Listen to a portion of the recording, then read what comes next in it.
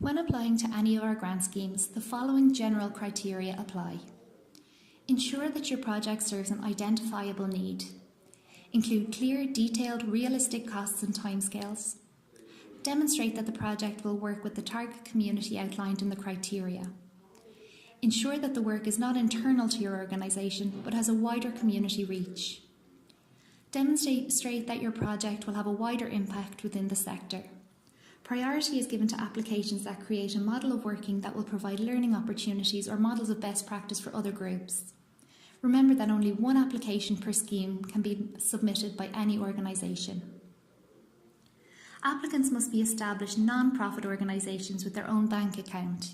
For all schemes, we require a recent copy of the applicant organisation's bank statement to verify their account. We encourage all applicant organisations to sign up to the Governance Code, to register with the Charities Regulatory Authority, and to ensure that they meet best practice in terms of governance and transparency. For the Women's Fund 2018, if you are part of a more informal network or group, please contact Sarah Stokes at sstokes@foundation.ie for further details of how you may get involved in the scheme. Applicant organisations must comply with the annual accounting requirements set out by the Charity Regulatory Authority. As you will see from the slide, these requirements are based on the income level of the organisation and fall into three distinct bands. Band A pertains to organisations with an income of less than €10,000. Band B pertains to organisations with an income of between €10,001 and €100,000. And Band C pertains to organisations with an income of over €100,000. Further details of these requirements are available on the CRA website.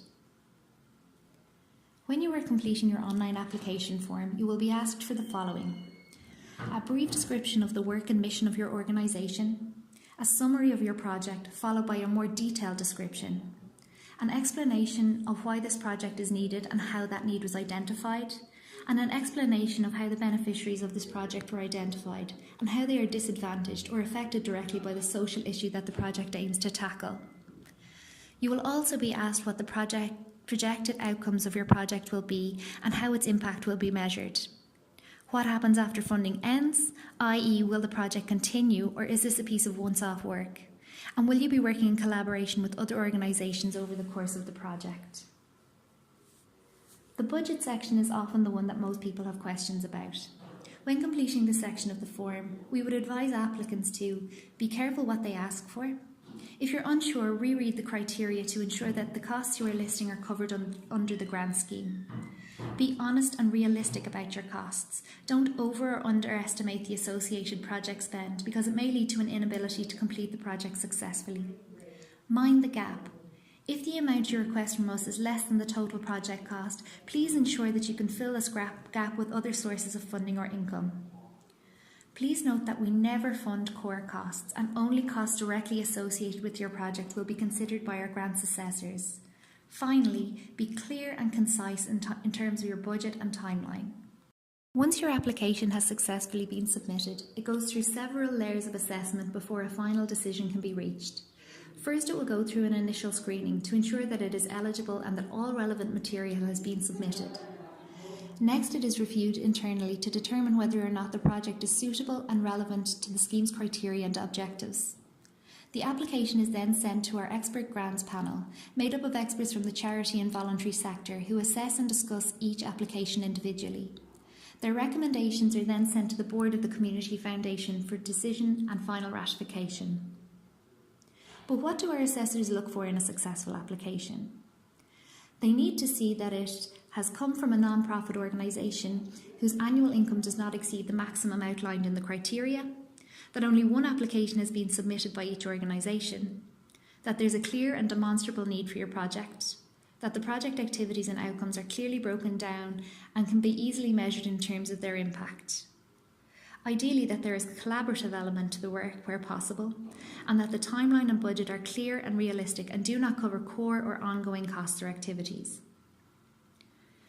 Some common mistakes made by applicants include not reading the criteria to ensure their project is suitable, the project activities are not clearly described, the timing of the project is not aligned with the timing of the grant, the costs don't add up or there is a gap in funding that cannot be accounted for. Answers to questions are left blank or boxes are left unticked. The application is difficult to read or understand due to grammatical errors. More than the maximum grant amount has been requested.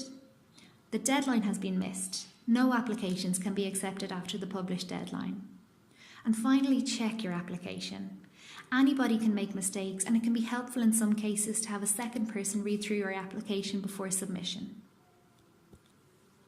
A successful grant application will demonstrate clear and significant needs, a clear connection to the funding criteria and objectives, a clear connection to the organisation's strategic plan and mission, firm leadership support, a strong plan to address needs, evidence of the organisation's capacity to deliver, a justifiable evaluation plan, and as previously outlined, a sufficient and necessary budget.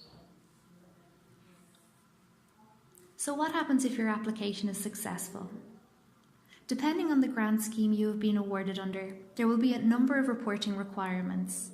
Under older persons and social change mental health grants, you will be expected to submit a project plan at the very beginning of the grant cycle. Under older persons, social change and the Women's Fund, you will be asked to submit an interim report 6 months into the project outlining progress to date and a final outcome report after 12 months detailing the outcomes of the project and its impacts. All grant recipients from these 3 funding programs will be asked to attend learning network events.